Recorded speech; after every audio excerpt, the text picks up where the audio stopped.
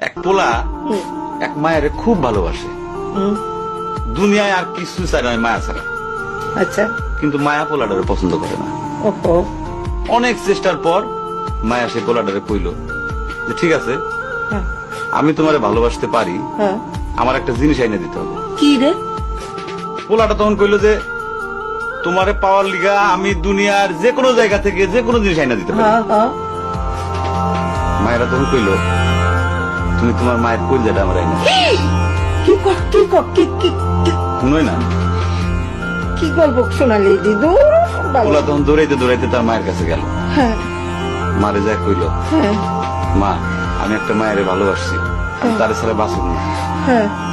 কিন্তু ওই মায়া আমার একটা জিনিস নিয়ে যাইতে কইছে, সেটা হলো তোমার কলিজা।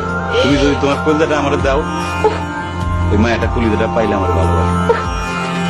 মা তখন কইল তুই আমার একমাত্র বুকের ধন, তোর সুখের জন্য আমি সবকিছু করতে পারবো। পরে মা বুকটা ফাইরা কলিজাটা বাইর করে পোলার হাতে দিল। আহারে মা। পোলাটা কলিজাটা হাতে পাইয়া যে কি খুশি, মা দৌড়াইতেছে দৌড়াইতেছে দৌড়াইতেছে, দৌড়াইতে দৌড়াইতে হঠাৎ রাস্তার মধ্যে উষ্টা খাইয়া পড়ে গেছে।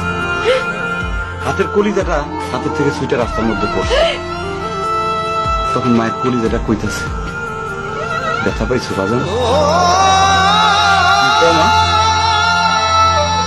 কোন মায়া যদি এইরকম কয়, সেই মায়ের আমি, আমার মনে হয় জগতের সব মায়ে একরকম, আমি পারো না মা।